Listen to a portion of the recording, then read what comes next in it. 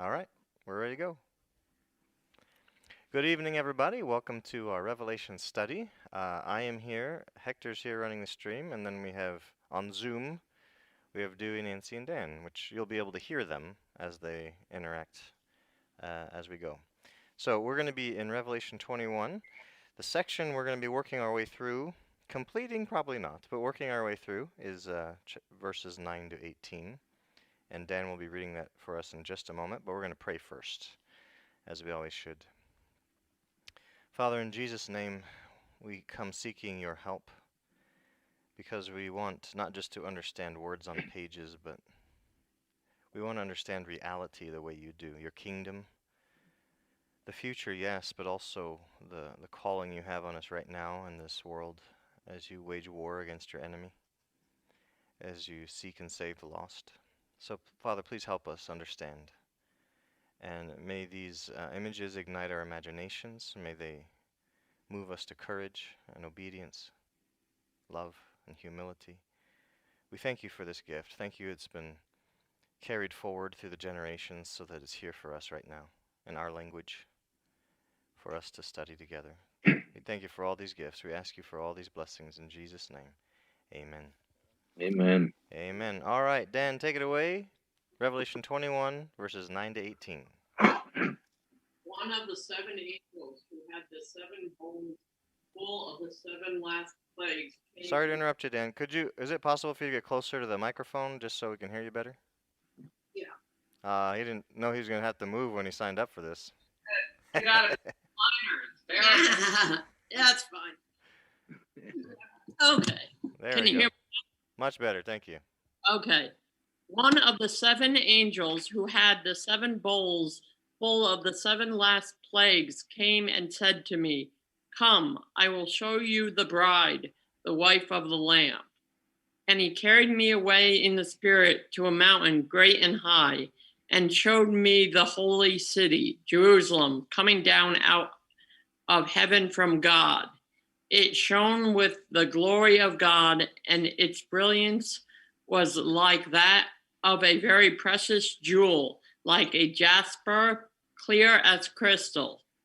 It had a great high wall with 12 gates, and with 12 angels at the gates. On the gates were written the names of the 12 tribes of Israel. There were 3 gates on the east, 3 on the north, 3 on the south, and 3 on the west.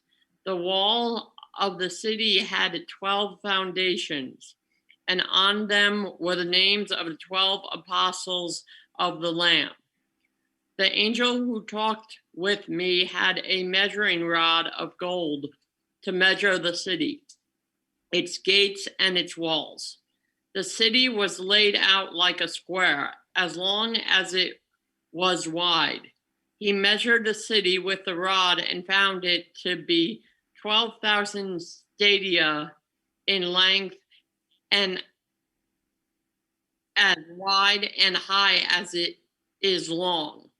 The angel measured the wall using human measurement, and it was 144 cubits thick. The wall was made of jasper, and a city of pure gold, as pure as glass. Wonderful, thank you. We'll stop there. The description continues, but I really don't think we'll get beyond verse 18. I'm actually really curious to know if we'll get to 18, because there's actually a lot here. Surprise, surprise. Okay, so what we've seen leading up to this part, what we're studying, is the destruction of the old creation, the old order, which includes the enemies of God. We've seen that the false prophet, along with the beast, were thrown into the fiery lake of burning sulfur. Before that, we saw that Babylon had fallen. We see that the dragon is thrown into the fiery lake of burning sulfur. And then what's the last enemy, or who are the last enemies to be thrown into the fiery lake of burning sulfur?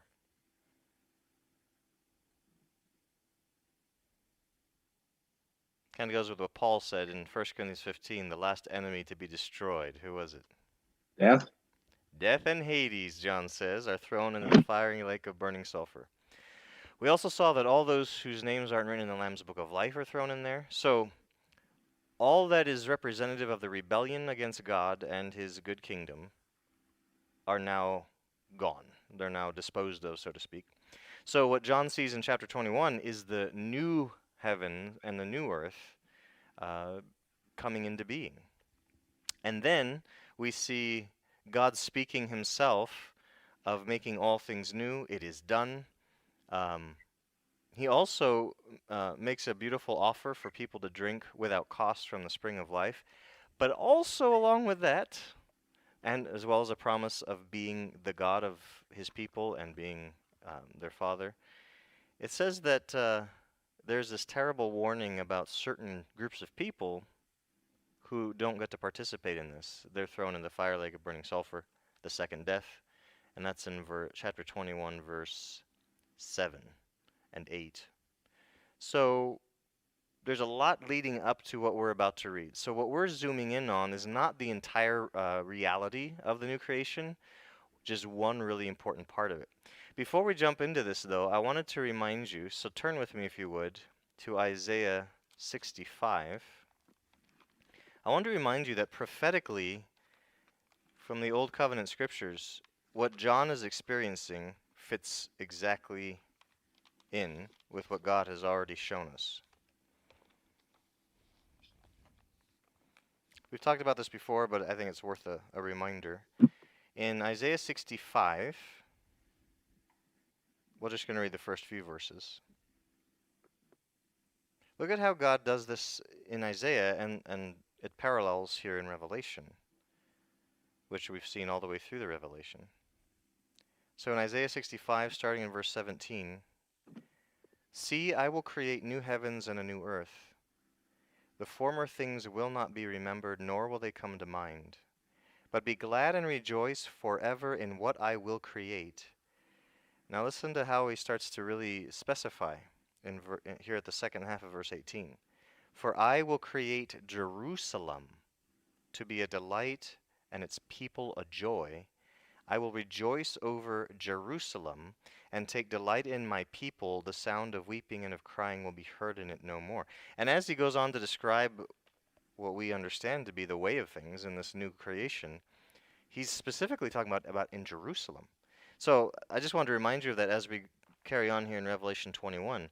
John sees the whole new creation, new heavens, new earth, because the first has passed away. But then in the vision, an angel comes to him and says, "Now, let me show you the bride of the Lamb, the wife of the Lamb, the bride." And he shows them the New Jerusalem. So it's just totally in keeping with the pattern we see in the prophets. Okay. Well, let's take this bit by bit, as it is our joy to do. So which angel is it? It's one of the 7 angels who had poured out the 7 last plagues, which I think this is a kind of cool detail. This angel who had been a part of the wrath and judgment of God gets the honor of showing John, this human visitor in the vision, the wonderful work of God of the new city. So kind of nice that the angel gets to do something positive like that for humanity. Okay. He's telling him what he's about to show him is the bride, the wife of the Lamb. We talked about that last time. So let's go to verse 10. "He carried me away in the spirit," or in spirit. Remember, in the original language, it doesn't have the word "the" in there, and it doesn't have a capital S in there. So this is interpreter's choice, kind of. The translator has to make a call here. And so in the NIV and in many others, they went with the Spirit, capital S, which makes it indicate the Holy Spirit. I am very comfortable with the idea that he was carried away in his own spirit, like spiritually taken somewhere. And we'll see an example of that in a second. That happened to someone else. So he carried me away in spirit, or in the spirit, to a mountain great and high, and showed me the holy city Jerusalem coming down out of heaven from God. Speaking of other prophets that God has revealed things to, let's go to Ezekiel chapter 40 together. Because I wanted to show you what happens to John here in Revelation 21 is something that was very similar to what happened to the prophet Ezekiel, as he writes about, and we call it chapter 40.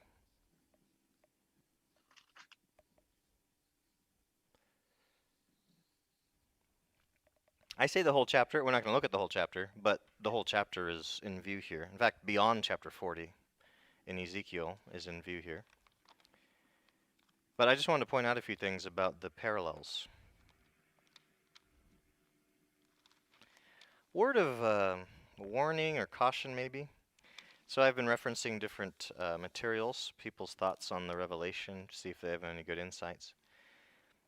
And William Barclay is one writer I was consulting. And he was doing something that I've seen done often when it comes to Revelation, that happens often enough. I figure you'll hear teachers or read of teachings that are like this, and I just think it's worth pointing out as I think, a problem that can infect the minds of Jesus' disciples subtly. William Barclay, as he was writing, and others I've consulted, they write about they meditate on the revelation as if it's John coming up with things. So they'll use language like John here uses the language of, or John is almost copying what these prophets did. And the way they discuss it, it's like John's the one coming up with the vision. Now, they still seem to be treating the vision like we need to understand it, but when you come with that assumption, it kind of throws off the entire study of the Revelation, because from the very get-go, what were we told? Who is the source of the visions? Jesus. Yeah, this is the revelation of Jesus, the unveiling that Jesus offers. And remember, at the very beginning of the whole thing, John says it's from the Father, who gave it to his son Jesus, who gave it to his angel to give to John so that he could give it to the churches, right? There's this whole train starting with God the Father. So if you come to this text thinking, oh, I wonder why John did that.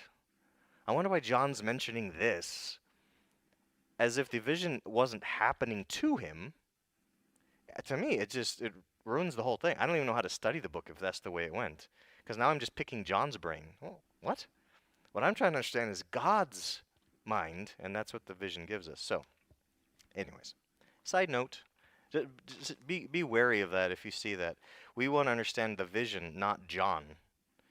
The only times that we need to worry about John specifically is he experienced something in the vision, and he chose to point that detail out, or he said it that way. Okay, that I think is worth considering. Anyways, back to Ezekiel. Same issue with Ezekiel. Either this was a vision given by God, or Ezekiel's just making stuff up, and that makes a big difference. Okay, so let me read for you in Ezekiel 40, verses 1 to 4, and see if you don't see some similarities here. In the 25th year of our exile, meaning the people of Judah taken out by Babylon, at the beginning of the year, on the 10th of the month, in the 14th year after the fall of the city, meaning the city of Jerusalem, on that very day, the hand of Yahweh was on me, and he took me there. Took me where? Where do you suppose he's talking about?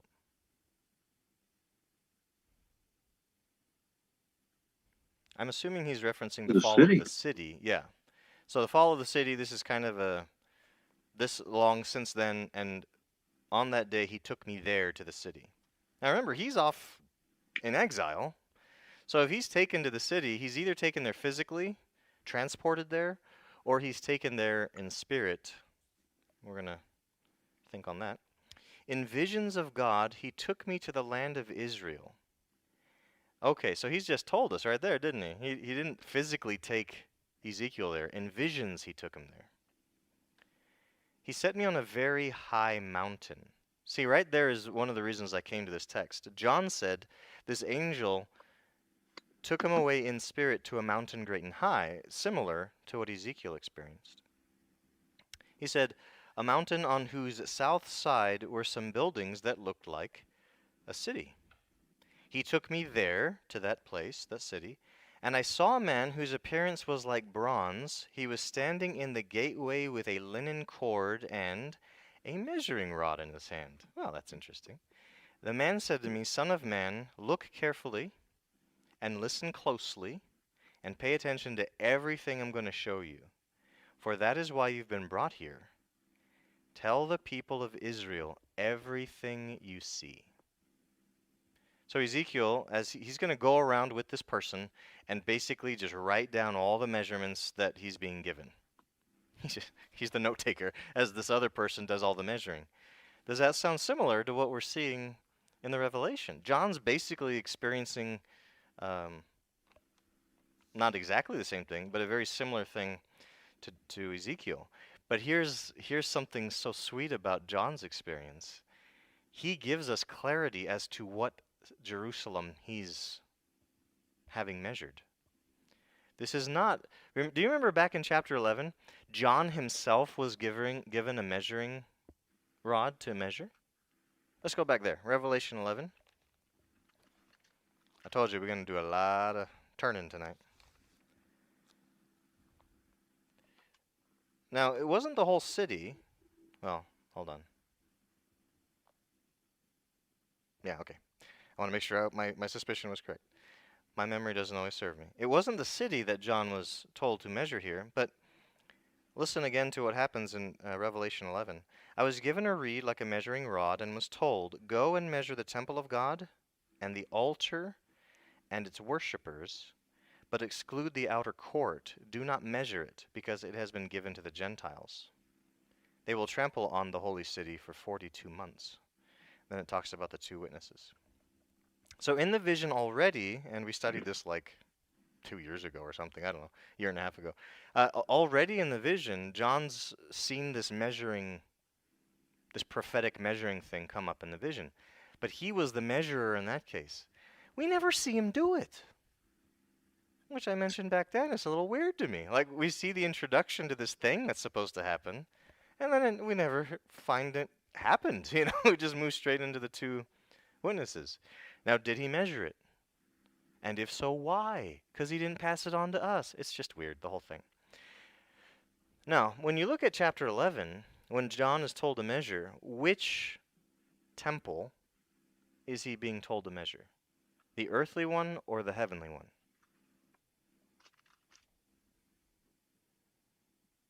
The earthly one. Earthly, because the trampling by the Gentiles doesn't make sense in context of the new creation. So, seems pretty clear we're talking about the earthly one. And especially when it flows directly into the two witnesses, right? So, on earth, John's given the job of measuring, not the city, but the temple, the altar, the worshippers, exclude the outer court. Back here in chapter 21, he's seeing an angelic figure who's going to be measuring, but this time it's an entire city. And it's the heavenly city, the New Jerusalem. I also wanted to point out, let me see, where was I? In Revelation 14:12, Jesus mentions in very similar language this whole phenomenon that John is seeing happen. So let's go to Revelation 4 together. This is in Jesus's, no, I'm sorry. That's not right. 3:12. I wrote down the wrong chapter number. My apologies. This is in Jesus' letters to his churches, dictated to John. And he's talking to the church in Philadelphia. And remember, at the end of each of his 7 letters, he tells the conquerors, this is the promise of what you will receive as a reward for conquering with me. Because conquering requires persistence, perseverance, suffering, and loyalty. So all those things are rewarded in God's kingdom. So here's what Jesus said as a part of that. In verse 12 of chapter 3, verse 12. The one who conquers I will make a pillar in the temple of my God. Never again will they leave it. I will write on them the name of my God and the name of the city of my God, the New Jerusalem, which is coming down out of heaven from my God. It's exactly what we're seeing happen in Revelation 21. Back in chapter 4, Jesus was speaking ahead of time of that reality. So, again, this isn't John making this up. This isn't John using some parable language to make a point he wants to make. You can talk about all day whether the things in the visions are literal or metaphorical, but we cannot pretend John's the one deciding what's in the vision. He's receiving it, right? So Jesus told him way ahead of time, this is a real thing. This is a reality. John has to wait till the end of the vision to actually see it fulfilled. All right. So, that is chapter 21, verse 10. We had already talked about the heavenly Jerusalem. That's why I'm not talking about that this evening. But that's a beautiful thing to study just by itself. The fact that there is a Jerusalem above that is superior to the Jerusalem that is below, which is really good news, because there's a lot of corruption in any earthly city, including Jerusalem. All right, let's go to verse 11. How does John describe the city when he first sees it? Mm. It shone with the glory of God. Already it's better than the Israel of earth. Oh my gosh. Now, by the way, in the ancient world, in the time of Jesus' mortal days, in the temple of Herod, it was actually a city that shined in the sense that he had put a lot of gold on the higher parts of the temple, and in between the gold parts he had put white. And so we have ancient accounts of the fact that when people would be approaching Jerusalem, which was up on this hill, this high hill or mountain, so it's up there anyway, when the sun was shining, the ancient sources say some people would have to shield their eyes because it was like a mirror, reflecting the light of the sun. So it was a shining city in a very literal way back then. Maybe not so much today, but there is in the Dome of the Rock, there's that shiny appearance as well. But here, it's not shining with the glory of gold or the glory of whatever they used for the whiteness of it. This is shining with the glory of God. Oh my goodness. And do you have to wait till daytime for this? Like half the time it doesn't shine. No, this glory of God, we're going to find out later, is not dependent on the heavenly lights. This is something that is so great beyond the heavenly lights. The heavenly lights aren't really even relevant in the city. So the glory of God is making this place shine. And then it says its brilliance was like that of a very precious jewel, like a jasper. That's interesting. We're going to see jasper a couple times here in this chapter. Like a jasper, clear as crystal. I was going to be showing you some things, one of which was a picture of jasper. If you Google jasper, it may not be helpful because there's different kinds of jasper that come up. According to the ancient sources, this jasper we're talking about that John wrote about is likely the green sort. So picture green, which we saw back in the throne room scene as well.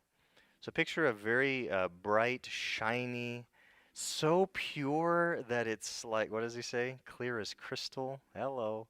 So think greenish when you're picturing this, I think is probably the most accurate to what John was seeing. Its brilliance was like a very precious jewel, like a jasper, clear as crystal. We're going to be talking about jasper some more later, but just to point out a few things now. You can turn there or not. I just want to make a few references for you. In Exodus 28, in verse 20, we're seeing a description of the breastplate that Moses was told to create for the high priest of Israel. And the breastplate was going to have 12 stones in it. And what were the stones to represent? Do you remember? 12 tribes. 12 tribes of Israel, good. Sons of Jacob. And so each stone would correspond to one of the tribes of Israel. It was the very last one on the list of stones on this breastplate for the high priest was a jasper. I don't want to make too much of this because I don't have enough confidence to do so, but the final son of Jacob in terms of chronology was Benjamin. And that's when his beloved wife died, was giving birth to their second born together, Benjamin. Joseph was the other, and that's why the two were his favorites, because Rachel was his favorite. Anyways, long messed up story. But of the 12 stones, Jasper was the final, and of the 12 sons, Benjamin was the final, the favored son. And again, I don't want to make too much of this, but I was just doing a little digging just to see, who knows. When Jacob, the father of these 12 heads of the tribes, when he was blessing his children, he actually granted a greater share of the blessing on Benjamin than he did for Joseph. Now, Joseph, again, was the favored son. So this is, to me, significant. I don't know what to do with that. But the fact that the city shines with like a jasper, and jasper corresponds with Benjamin, the very favored and blessed son, I'm like, maybe.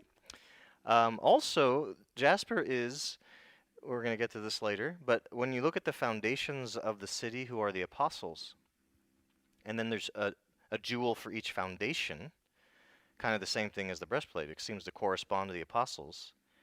Jasper's the first stone of the foundations, and guess who the first apostle listed is?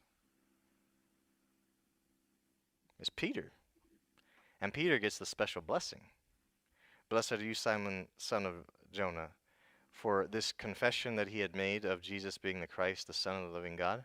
He said that was not something man revealed to you. That was God that revealed it to you. He's also called the rock.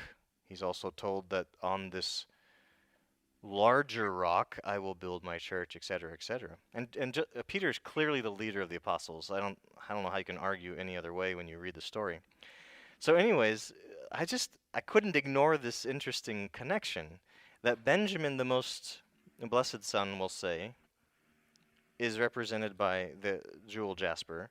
Peter, if you want, the most blessed apostle, is represented by the jasper, and the city shines like jasper. I'm like, okay, maybe, could be, that's cool. Anyway, just wanted you to be aware of that. All right, so let's go to verse 12 now. So hopefully you're picturing with John this city that seems to be, in my mind at least, it's suspended, like it's coming down. It's in this process of descending, right? Oh my gosh, I forgot to mention that. Okay, sorry, before we get to verse 12. Isn't it really fascinating that the city is coming down to earth rather than earth going up to the city? Humans aren't being taken up to the city. I mean, that's the capital city of their kingdom. You'd think they'd be transported there. Why should the city move? The city is where the God is headquartered. Like, you think if anything's going to stay where put, it's going to be that, right? But no. I mean, think about this. The transport happening is the entire city of God coming to earth where we are to dwell and to live. Does that remind you of anything else that's happened in the story of God and his people? Like everything else, the whole story has been God drawing close to the people there on earth. You see it with Israel in slavery. God says, I have come down to set them free. He's coming down to them. I mean, the biggest and clearest example is Yeshua, Jesus. He comes as Emmanuel. He comes down from the Father, right? So Jesus, the Holy One, comes down from the Father. The Torah is always understood as being given down from God. All the holy things of God are given downward, and it doesn't end in the new creation. The holy city's coming down, just like the whole story. I love that. It's so sweet. Because I think that's one of the great pictures of the gospel of Jesus versus so many other wisdoms and philosophies and religions. This is not about mankind attaining to God. It's about God deigning to come down to love and rescue humanity. Such a sweet gospel. And actually possible. The other one's just not possible. Doesn't make sense. Anywho, got a little preachy on that one, but that's good. Okay, 21 verse 12. Let's take a look at that. It had a great high wall with 12 gates. I kind of want to pause here for a second. Why do you suppose this city has a wall? I mean, thinking about what walls were for in the ancient world, I mean, I'm sure it served more than one purpose, but the primary purpose of walls would be defense, right? This is why when Israel goes into the Promised Land and the 12 spies are scoping it out, doing their reconnaissance, they come back and report, the land's good, ooh, wonderful produce and all the rest. It really is a bountiful place. Here's the problem. What was the problem? People were in the land, giants. Yep. It's a great prize to go get. The problem is, yikes, it's going to be hard to get it.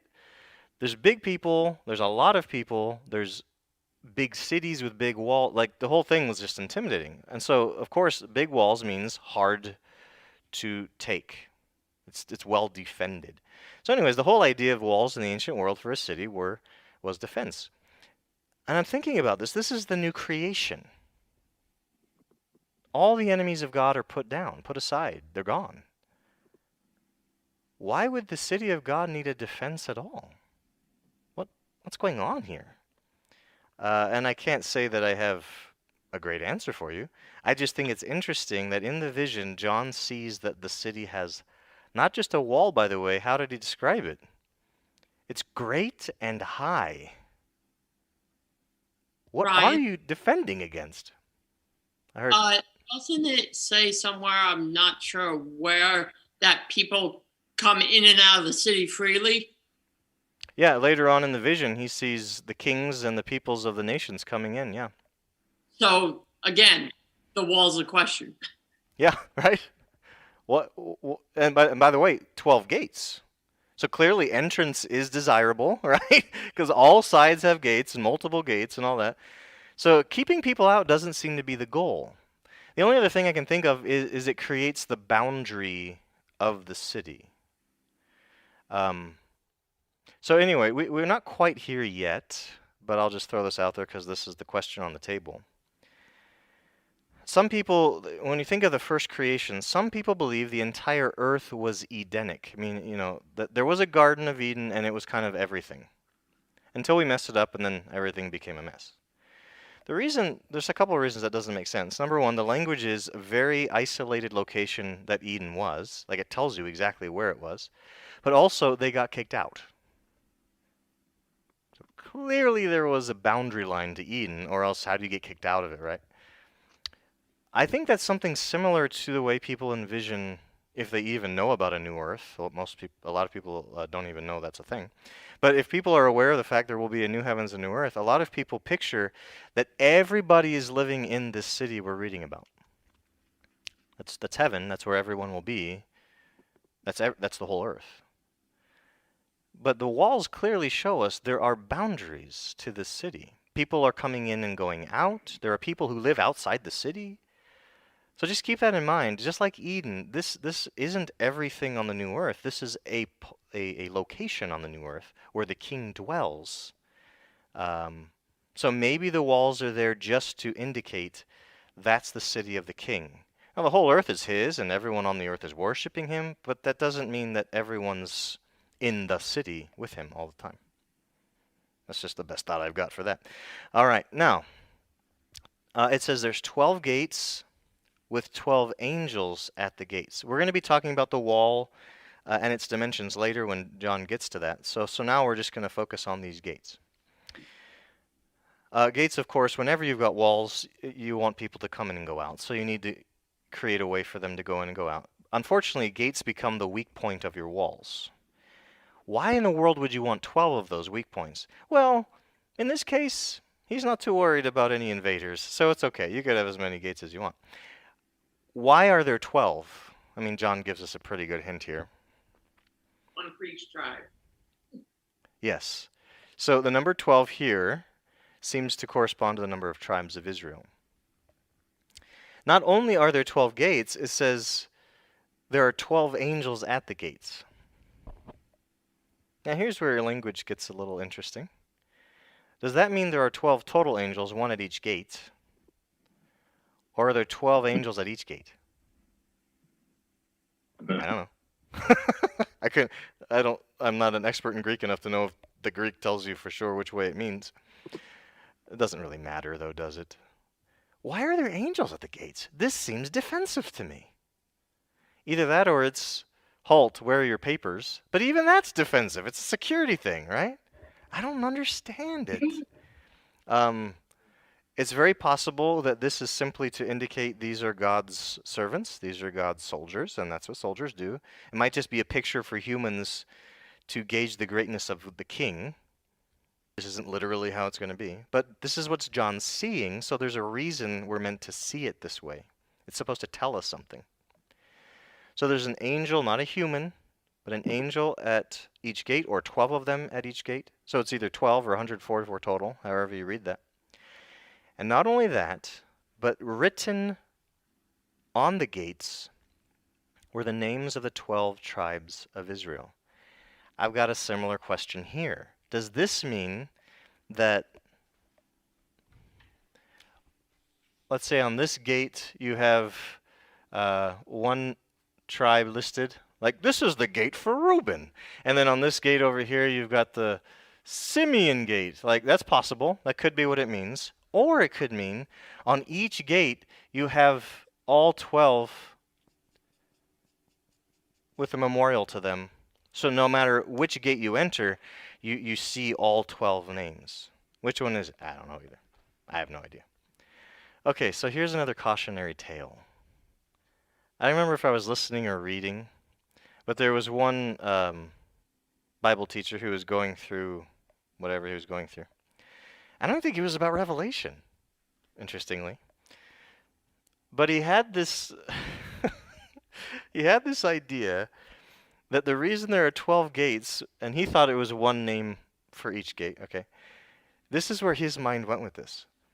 You enter into the city through the gate of the son of Jacob that most closely resembles your personality. Huh? So I can't remember which one he said he was like. I'll say it was Judah. Who knows? So he was a guy with this certain type personality, and you read in the scriptures, it seems like this son of Jacob was similar to him. So he's going to be entering through that. It's funny you say that. When you were talking about it, I was like, I'm going for Judah if they're one for each. Pick your favorite. Yeah, pick your favorite tribe. I just don't know that there's any call for that kind of connection making. Is that really why God gave these details? I don't think so. This is an homage, whether it's literal or not. It's an homage to the importance of the people of Israel, to all of God's promises throughout the entire story. Not only receiving the promises, but are part of the promises. So in this eternal city, there will be a memorial to that reality. Again, literal or not, this doesn't change the fact this is the way John saw it. That's the way we're meant to picture it. The tribes of Israel matter. The whole story of Israel matters. There's a continuity between the covenant given to Moses and the covenant given through Christ. I think that's fantastic. 12 gates, 12 tribes, 12 angels. Love it.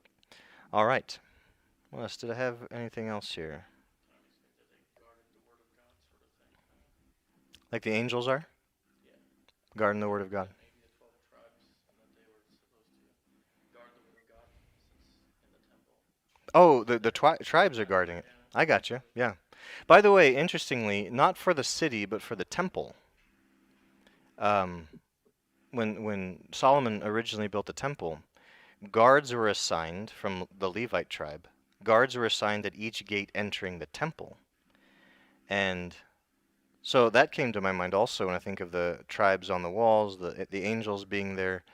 You're just as a presence there at the entrance of the gates. And if nothing else, what does that represent? You're entering someone's domain. Isn't that true? Like, whether you need the security or not, it tells you this is not your place. This place belongs to somebody else. Yeah, for sure. Now, do we get to share in it? Absolutely. But the king is the king, and the king owns the joint. All right? Okay, I love it. Okay. In chapter 21, verse 13, this could be easily a verse we walk right on by. What an interesting detail. Off we go. Is it ever quite that simple, reading the Revelation? Not when you connect it to all the scriptures of the prophets that clearly are being pointed to here. So it says, there were 3 gates of the 12. There were 3 gates on the east, 3 on the north, 3 on the south, 3 on the west. In other words, 3 in each direction. So what? Does it matter? Well, he mentioned it. He noted it. He thought it was significant. So here's what I was thinking about. And certainly there are better people to think more better than I about things. But I couldn't help but think, as I was looking in, so what I did is, you could easily do as well. I went onto my online Bible, did a little search, put all the directions in there on the search bar, and that's going to find all the verses that have all the directions in it, northwest, east, south. So here's what I came up with when I did that. In Genesis 13:14, I'm going to try to keep tabs on some of these things just so we can see it building here.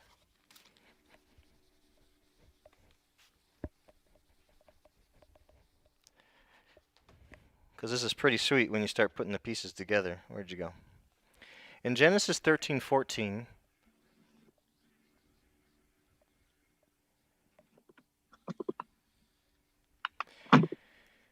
Yahweh tells Abraham to look around in all four of those directions.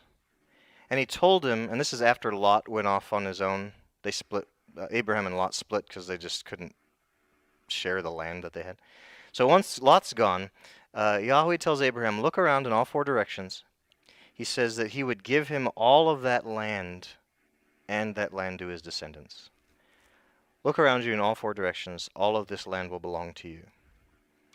Now, again, this is not necessarily true, but it wouldn't shock me given the prophetic things we've seen throughout the Revelation. Is it possible that a part of this gates facing in all directions, and in other words, people from all directions can enter, has some connection to God promising to the one who would bless all nations through his seed? Look in any direction, this is going to belong to you. And now the people of Christ, Jews and Gentiles alike, who have Abraham as their father in faith, in any direction, people can come into the kingdom.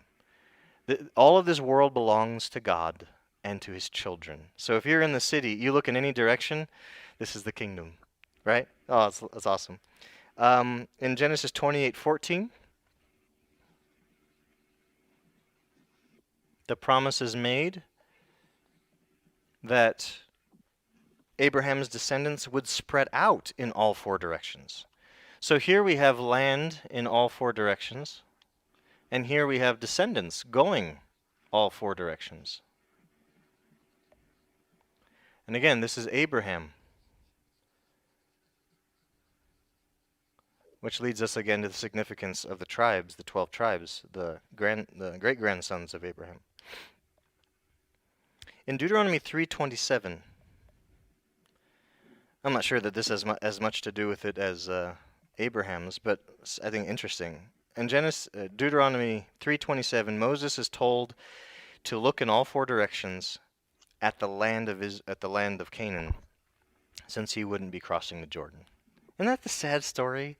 He's taken up on Mount Nebo, and he's like, "You can't go in. Take a look.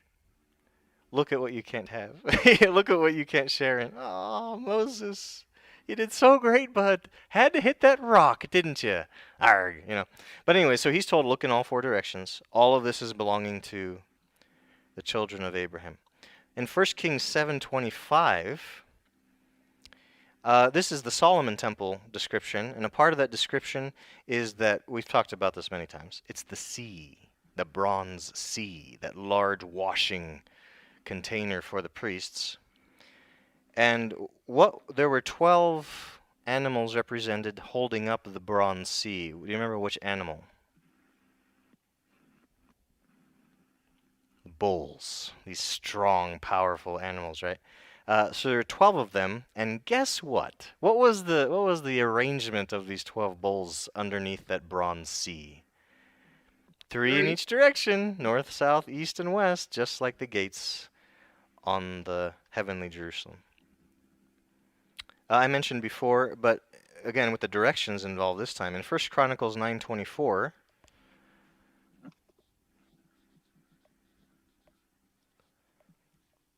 I was telling you about the guards at the gates.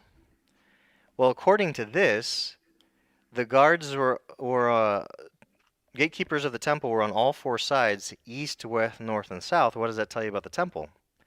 Also sides on east, west, north, and south. So gives us another connection.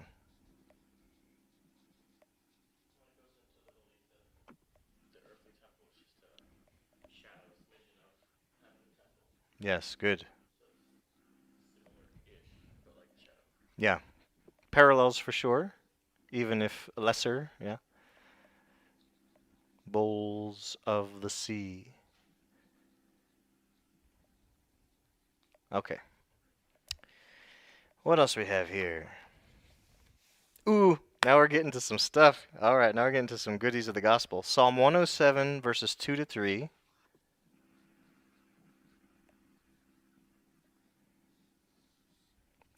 I would like to read this together. This is so good. Psalm 107.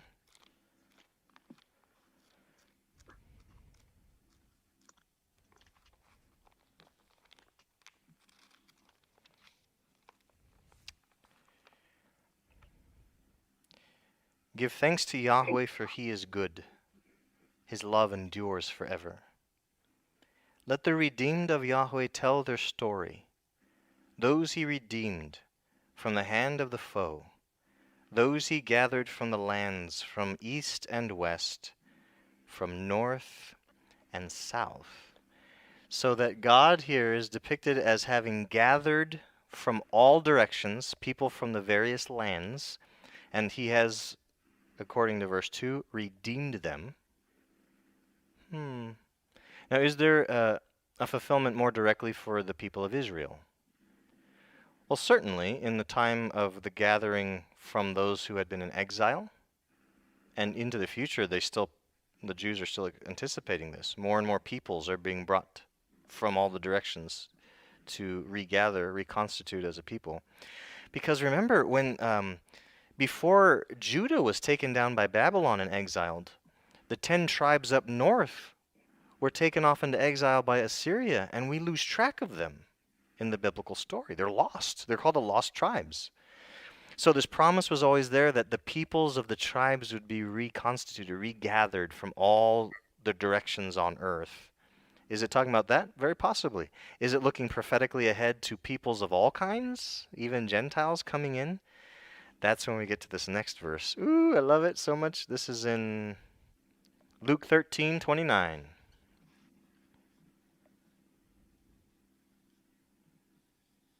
Jesus, the greatest of all prophets, I'll say redeemed and gathered here.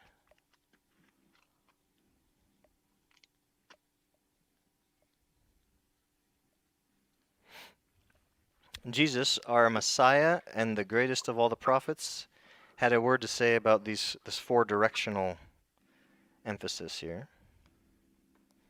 He says it a little different here than he does in Matthew. In Matthew's, he mentions 2 of the directions.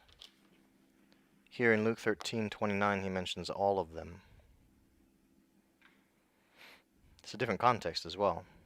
Speaking of the narrow door, because only a few people find it, Jesus says, I'm going to start in verse 28 here. So Luke 13:28, there will be weeping there, meaning outside where there's weeping and gnashing of teeth. There will be weeping there and gnashing of teeth when you see Abraham, Isaac, and Jacob, and all the prophets in the kingdom of God, but you yourselves are thrown out, meaning the leadership of Israel at the time. People will come from east and west, and north and south, and will take their places at the feast in the kingdom of God. Indeed, there are those who are last who will be first, and first who will be last. And here, Jesus doesn't specify Gentiles, but it's pretty obvious looking back with 20/20 vision. Yeah, it does. And then you do connect this to when Matthew had similar language in Jesus' mouth, and it was in the context of the Roman centurion, Matthew chapter 8. The Roman Gentile centurion who had faith in Jesus to heal his servant. And that faith, that was greater than anyone he'd seen in Israel's faith, that inspired Jesus to say, let's go back and look at it. Why would I paraphrase our master? Come on now. Matthew 8.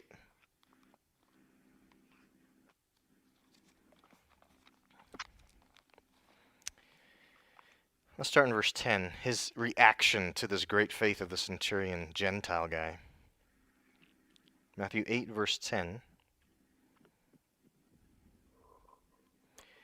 When Jesus heard this response from the centurion, he was amazed and said to those following him, "Truly I tell you, I have not found anyone in Israel with such great faith. I say to you that many will come from the east and the west, and will take their places at the feast with Abraham, Isaac, and Jacob in the kingdom of the heavens. But the subjects of the kingdom will be thrown outside into the darkness, there will be weeping and gnashing of teeth. Now, subjects of the kingdom seems to correlate to the Jews, which not all the Jews, clearly. I think specifically the Jewish leadership. But if they're not subjects of the kingdom, they're outsiders, foreigners, that's Gentiles. Hello. The foreigners get to come from east and west and have a place with the forefathers of Israel at the feast. Yes, they do. So when I was seeing the four directional gates of the city in Revelation 21, I couldn't ignore this connection. This is to whom the new creation belongs. Peoples of all nations, tribes, languages. We've seen that already in the Revelation. I think the four directional gates of the city do, and if nothing else, they signify that the city is home and the center of citizenship for people from all over. I think it's so beautiful, so fantastic. By the way, considering ourselves, the ones that I'm seeing right now are all in Pennsylvania, central Pennsylvania. Which of those directions do you think best applies to us? West. Yeah, it's kind of on the other side of the world, so pick a direction, I guess. Yeah, but we're either western or eastern to where Jerusalem is now. There are gates for you, right? I mean, we get to tell that to anybody. If you're online chit-chatting with someone in Africa, you'd be like, "There's a gate for you, bro," or you're talking to someone in Australia, "Hey, sister, there's a gate for you," because no one's locked out. In any direction you're approaching from, you're being welcomed by gates. Oh, that's beautiful. I love it. Okay. Let's go to verse 14 here in Revelation 21. The wall of the city had 12 foundations. The wall did. That's interesting detail there. 12 foundations, just like there's 12 gates, 12 angels, 12 tribes of Israel. And on them, the 12 foundations, were the names of the 12 apostles of the Lamb. All right. Okay. So we've seen the 12 tribes on the gates. Now we're seeing the 12 apostles of the Lamb, Jesus, in these foundations. By the time we get here towards the end of the Revelation, we start to wonder, did those 24 elders that we first met in chapter 4, do those 24 elders around the throne symbolize the 12 and the 12?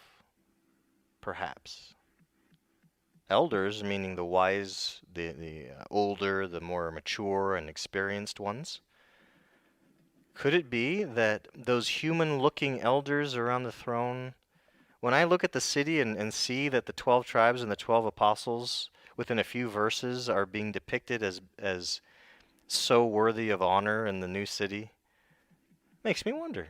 Maybe there's something to that. And if not them specifically, is the number 24 meant to reflect that at least? If it's not the 12 apostles and 12 sons of Jacob specifically, maybe that the number does have to do with the 12 and the 12 of the two covenants. Very possible. I would not be surprised at all if that turned out to be the case. So not only is there a memorial for the 12 sons of Israel, there's also a memorial within the deep foundations of the city walls of the 12 apostles of the Lamb. We're going to be coming back to the apostles in a bit when it comes to the foundation, but we'll let that stand for now. Except this, I wanted to look at Ephesians 2:20 with you. Why are the apostles shown in the foundations rather than on the gates with the other 12? What's with the foundation connection to the apostles? There might be more to it. Puts me in mind of the foundations of the church. You're on it. That's what we're going to be finding in Ephesians 2, verse 20. Paul, who is not one of the 12, by the way, he is an apostle of Jesus, specially chosen. He calls himself abnormally born. Like he knew he wasn't one of the original. He didn't have the same experience with the life, death, and resurrection of Jesus as the other ones did. He saw the resurrected Jesus, so he could testify to that. But he didn't have the same testimony, eyewitness testimony the others did.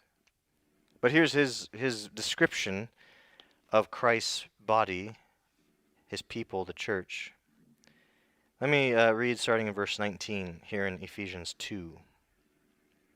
He's dealing with the Jew-Gentile tension within the church because of this new covenant that's come in.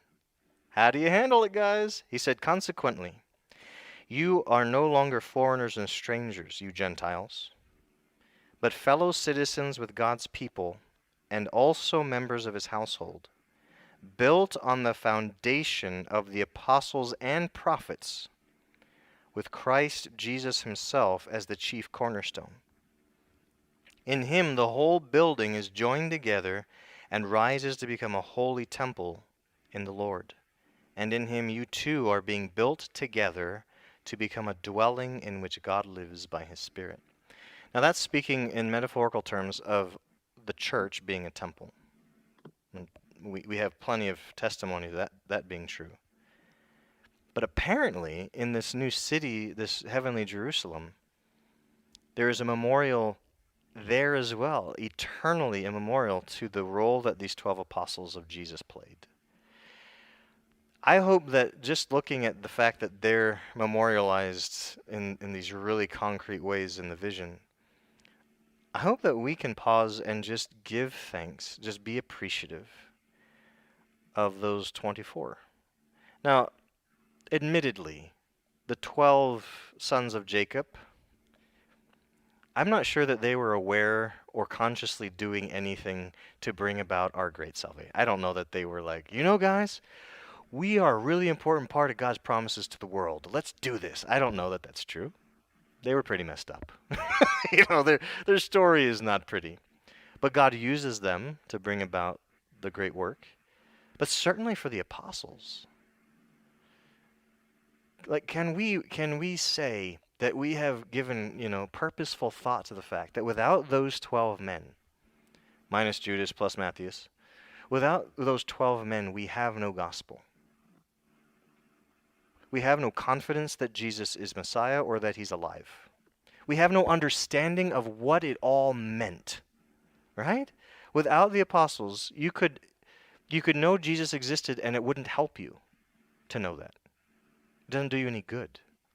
The apostles, I think the reason Paul can confidently call them the foundation of the temple of God, the temple of Christ, is because it's their testimony and the work they did to spread the gospel through the Roman Empire, though they weren't alone. But they really are the linchpin of whether the gospel exists in the world or not. Which is why Jesus had to train them for multiple years. He had to give them the gift of the Holy Spirit. He had to be with them until the very end of the age. Like, there's no way these apostles could be relied upon within their own selves to do this essential work. It was too important for Jesus to not be there with them and empowering them and all those things. So I hope we're appreciative of those men. And I'll be honest with you, this was true of me most of my life. Someone, I won't say guilted me into it, but someone helped me realize the problem. That my entire faith in my Master Jesus depends entirely on these men and their witness, and I don't know most of their names. Like, that was me, however long ago. No idea who these people are. If you ask me what are the names of the 12 apostles, I could give you the fisherman. I could give you Thomas because he's a doubter. Let's see. Well, Matthew wrote a gospel, and it was like that. It was like, how many is that? I got 9 now? Okay, hold on. And that's the thing.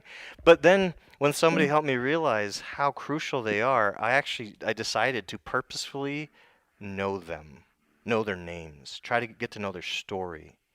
I think that's actually important. It strikes me as odd from an outsider's point of view that disciples of Jesus for decades and decades and decades couldn't tell you the 12 foundational human beings behind our faith. I don't say that to condemn anyone because I was there myself. I'm just saying I think that's something we need to correct. in ourselves. Like, I need to appreciate these guys. I need to know more. Did I hear somebody was saying something? No. I just rolled on through. Sorry. Okay. Feel free to jump in. Raise a hand if I'm rolling on through. That's why I'm glad you're here on Zoom, that we can have that back and forth here. All right. Let's look at verse 15 here. We're making good progress. All right. The angel who talked with me had a measuring rod of gold. That's not surprising when you think of the vision, the whole thing. He has a measuring rod of gold to measure the city, but he's not just going to measure the city, he's also going to measure its gates and its walls. Okay, so we know what the job is that the angel has to do. Now, it seems that John, just like Ezekiel, is here to take record. The only reason John's receiving this vision is so he can pass it along to the churches. So the churches need to know why this angel is measuring, and then we have to work through as disciples, why does that matter? Why did our master want us to know these things? Just to point out, going back to the Ezekiel 40 passage we already talked about, when Ezekiel was taken to the city, he saw this man who looked bronzish, looked like he was well tanned, I guess, and he had a measuring rod as well, and Ezekiel was meant to write down what he measured. But he's not the only prophet, interestingly, who had this experience, or a similar one. Let's go to Zechariah now. Zechariah, one of the prophets of the Old Covenant, real close to the end of the Old Testament scriptures. And this is in chapter 2, Zechariah chapter 2. We've actually seen a lot of parallels between Revelation and Zechariah as well.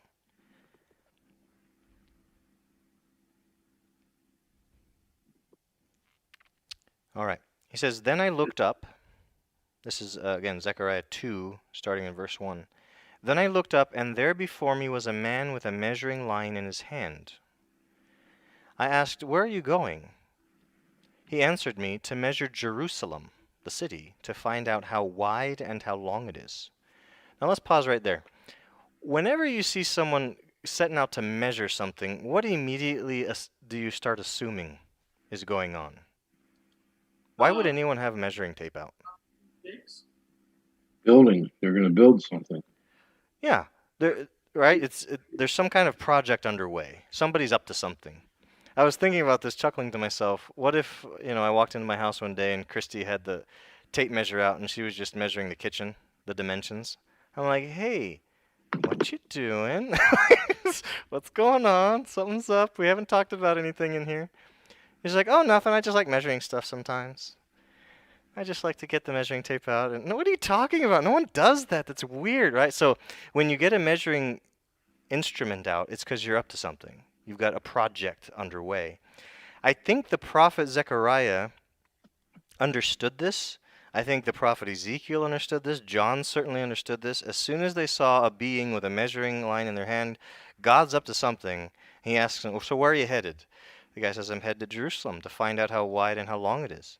And the reason I ask that question about why do you see people with measuring things, it had to cause Zechariah some concern, I'm thinking, if he sees that this angel is going to measure Jerusalem, because that means God's up to something.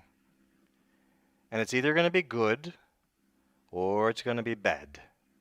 And Zechariah is living in a time when I think he probably assumed, it's not going to be good.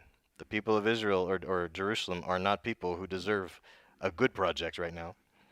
So, verse 3, "While the angel who was speaking to me was leaving, another angel came to meet him and said to him, 'Run, tell that young man, Jerusalem will be a city without walls.'" Oh, well, that's a little concerning considering the vision we're seeing in Revelation. Hold on. "Jerusalem will be a city without walls." Why? "Because of the great number of people and animals in it." I was like, walls are too restrictive. We don't want that restriction on how large the city can be. Look at all these people and animals here. But listen to verse 5. This is so beautiful. "I myself will be a wall of fire around the city, declares Yahweh, and I will be its glory within.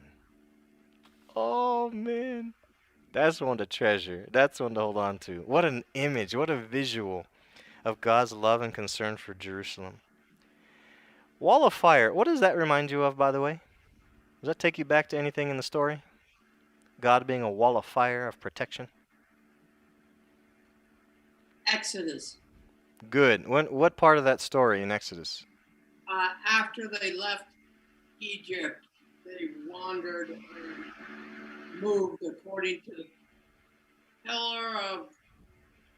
the cloud and the pillar of fire. Good. So he's a pillar of cloud and fire for them to guide them through the wilderness. But he was a protective wall of fire when they had reached the Red Sea. And Egypt's army is closing in on them. They're stuck.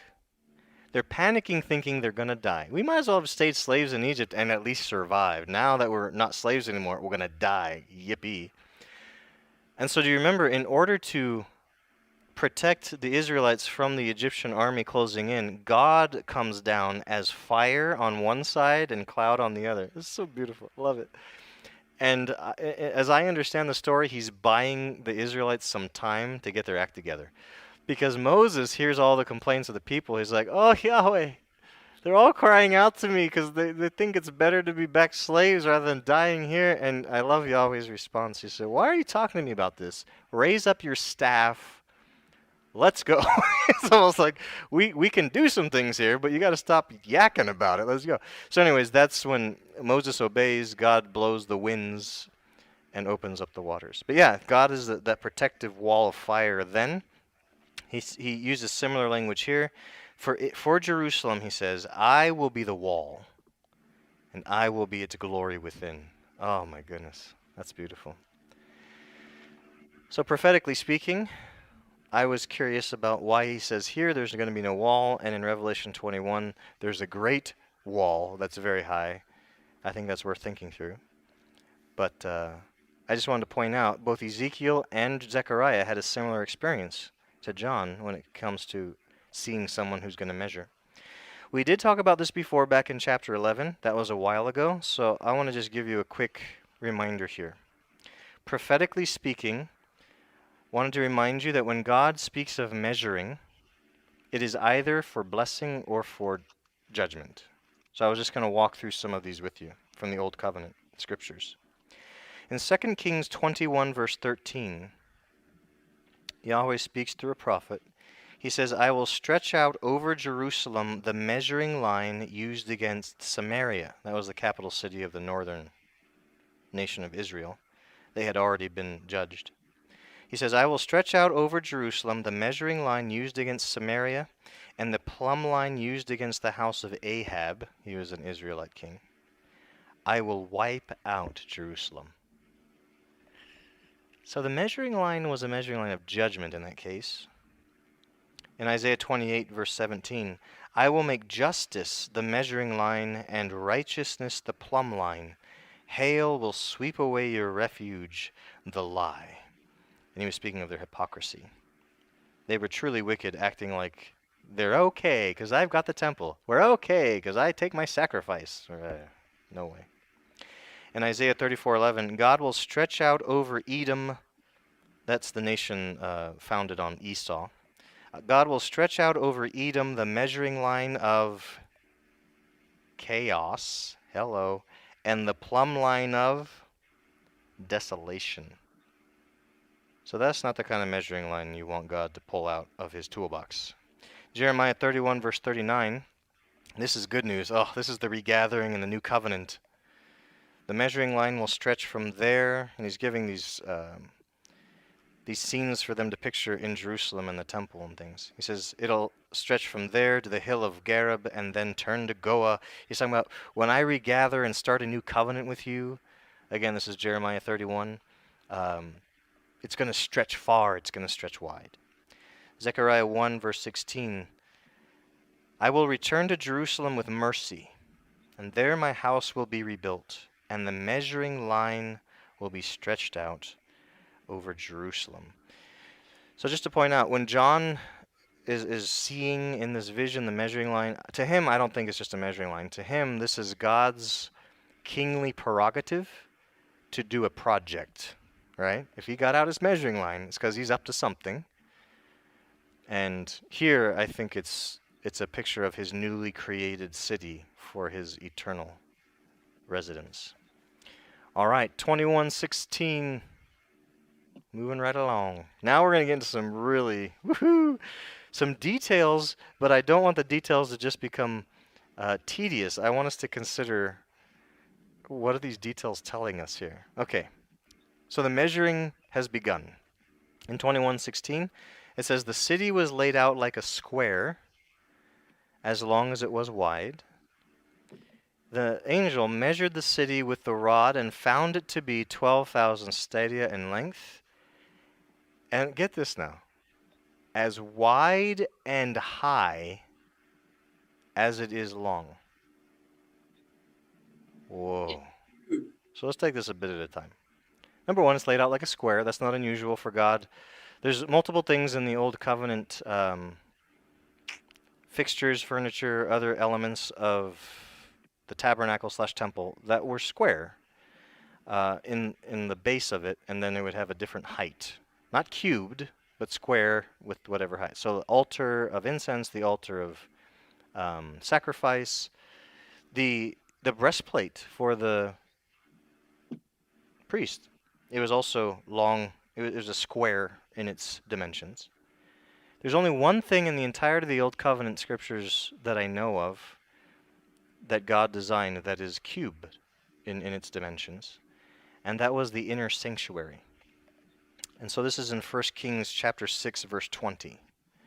20 cubits long, 20 cubits wide, 20 cubits high. The inner sanctuary of Solomon's temple was a cube. It's the only thing. There's other things that are square, and then again, in a different height than the other dimensions. So some commentators have said that might be God's way, or John's way, however they did it, of indicating that this whole city is like the inner sanctuary, where God dwells. Because, spoiler, he tells us later, there's no temple here. Because God and the Lamb are the temple. So that's not shocking to me. I'm okay with that. What if the entire earth is viewed as the temple of God, the temple complex, and this city is the inner sanctuary, where God dwells in the fullest way, if you like to say. And so it's cubed, just like it was in Solomon's temple. I'm okay with that connection. I think that's really beautiful, actually. But now, I want to consider together the vastness of our dimensions here. What the heck? Okay, if you have like, I was reading the NIV. Dan, I think, was reading from the NIV when he read it originally for us. It maintains the old ancient measuring when it has the 1200 stadia here. But what does that equal in more modern measurements? They have a footnote in the NIV that says that is equal to about 1,400 miles. And that's good for us Americans. If you're not in America watching this, it's about 2,200 kilometers. We're going to do some math here, folks, because this is outrageous. Hold on, let's do this here. I kind of mentioned this prior, the vastness of the city in comparison to the continental United States. And here we go. This is what I was talking about. Okay, so 1,200 stadia yields thereabouts 1,400 miles. And what did I say? 2,200? 2,200 kilometers. Now, if you're really interested, now this is a perspective, okay? 7,392,000 feet. I'm not talking about the cube of it. I'm talking about one dimension of this. 7,392,000 feet. I hope there's really fast transportation in this new world. Holy mackerel, this thing is gigantor. So, I was talking about comparisons here. So I looked on my map online. I found Ocean City is a pretty good middle of the East Coast spot, and then I went to San Francisco. It was about that on the West Coast spot.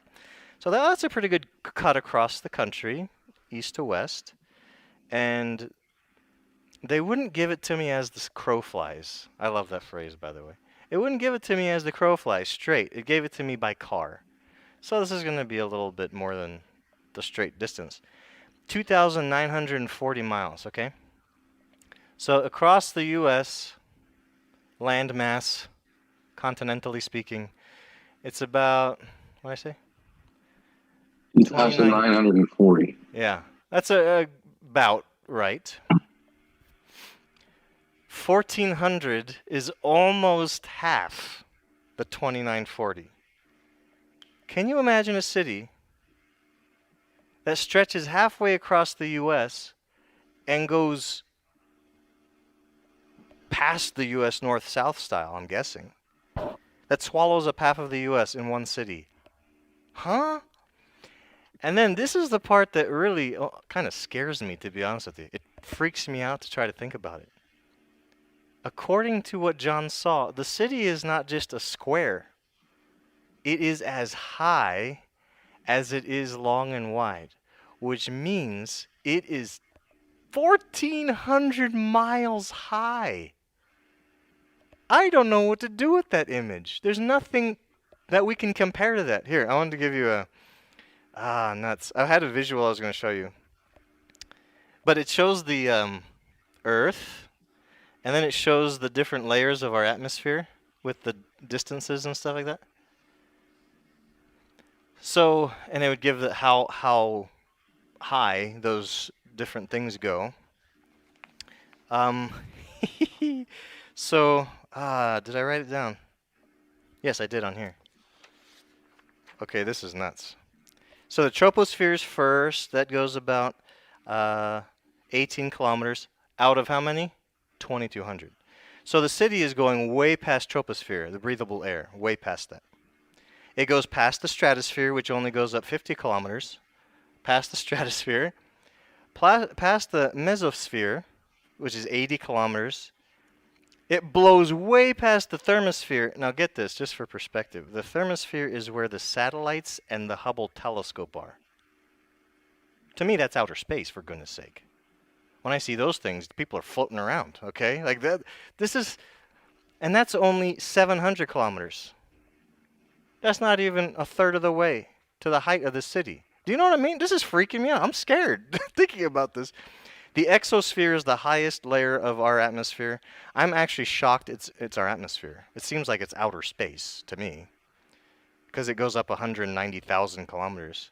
So again, if we're taking this super literally, if you really want to do that, this thing is going way into outer space where how do you measure the height of a city? That's one thing we're going to have to think through. Are you talking about a building? What's that? No, the wall, the city. Both. I heard building and wall. Is that what I heard from each of you? This is exactly my question. And I'm going to get ahead of myself a little bit here because it's in the next verse. Yeah. When you see in the next verse, verse 17, in the NIV, it says that the wall was measured to be 144 cubits thick. I just want you to know, the word thick isn't in there. The which dimension is being measured isn't mentioned in verse 17.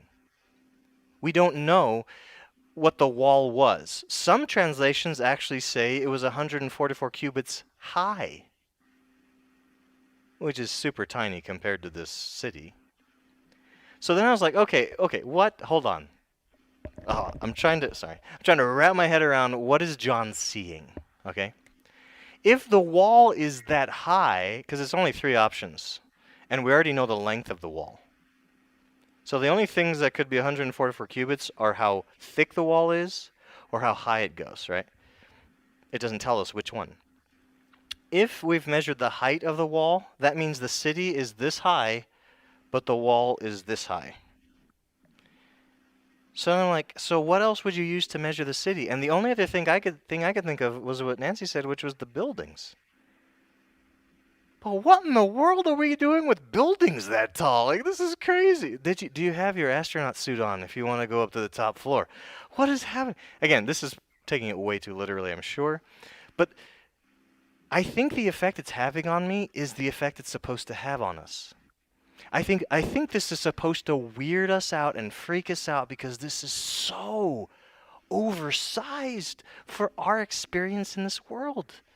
This is bizarre. A city half the size of the United States that reaches to the top layer of our atmosphere, I think should be a little bit scary to us. But on the other hand, it should be impressive. And man, isn't that the issue? The king of this kingdom is so great a king that when he builds a city, when he builds a capital city for himself, not only is it beautiful, shining like a jasper that's clear as crystal, not only does it have great and high walls with many gates with, great angelic guards for it, but it is bigger than any of us could possibly fathom a city to be. In every dimension, it's bigger and more impressive than we could imagine it to be. So rather than drive myself crazy trying to picture this thing and also scaring myself a little bit, I shifted my thinking to, my goodness, what a king. What a kingdom. This is just the capital city. What else is in this kingdom that he's got going on here? Holy macaroons. Besides the fact you realize he has a lot of servants to populate the city. And all of these things are matrices by which the ancient peoples would gauge a king's greatness, right? In the ancient world, you gauge a king's greatness by all the things I just mentioned. Certainly the capital city, certainly how many servants he has, certainly the amount of land he oversees, etc., etc. And what I'm seeing from this description is he's blowing everybody out of the water. No comparison. This is exactly in line with the whole Revelation, which is saying the powers of the rebellious powers of earth and the spiritual realm are usurpers if they don't line up under the true king. Because none of them can come close to comparing to him. None of them. I didn't think of this until studying the city here. And I just realized my time is up here. But do you remember in which city did Jesus say Satan lived? Back in the letters. What was it? I don't remember. Back in chapters 2 and 3, he's writing to the churches. And it was in Pergamum that he tells his disciples living there that they live where Satan lives. This is in chapter 2, verse 13. He says in verse 13 as well that Satan has his throne there in Pergamum. Okay. I'm thinking, I don't know much about Pergamum, except for what archaeology can say. But Satan chose, I don't understand all this, but let's just say, just going strictly by what I'm reading there, Satan was enthroned and dwelled in Pergamum. So sorry, Pergamum, yikes.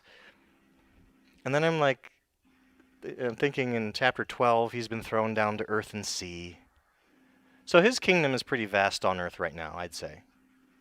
Just because he's enthroned and lives in Pergamum back then doesn't mean that's the totality of his kingdom. And his kingdom is pretty vast in the world. That's why God's got to fight against him. And his people have to fight against him. But I thought to myself, oh, Satan, that's your capital city? Look at my king's capital city. Look at this thing. Pergamum? Psh, please. His city's half the size of the US of A. His city goes up into the exosphere of the atmosphere. His city is so vast. Oh, Satan, nice try. Right? If nothing else, for the ancients and for us, this should cause us to understand without any more doubts or unclarity.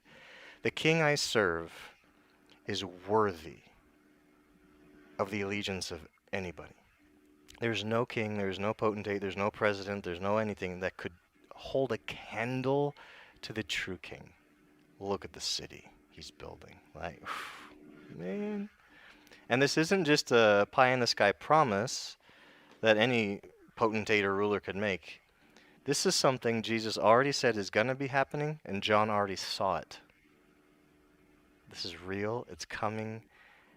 At the end of this study for tonight, I just want to remind you, brother and sister, you are citizens of this kingdom that we're reading about. You're not citizens of this earthly kingdom. We got to give ourselves to the greater thing. We have to. Because we only have so much time, so much energy, so many resources. We have to prioritize. After looking at this, I can't help but think, man, I know what the greater is. I know it for sure what the greater kingdom is. I need to channel all of those things to the greater kingdom. So, before we go, any thoughts from our Zoom friends? Questions, comments, thoughts you had about it? I can't get over the size of the city. What's that? Can't get over the size of the city. Yeah. Yeah, I think that's purposeful. I think God was like, I hope this overwhelms you. For sure. Sorry, one last thought. I was thinking of Nineveh. You know how Jonah went to Nineveh? It took him 3 days to walk through the joint, telling his message. That sounds really impressive, actually. 3 days of travel to get through a city in the ancient world. Like, how long would it take to walk through the city? How long does it take to walk half the country?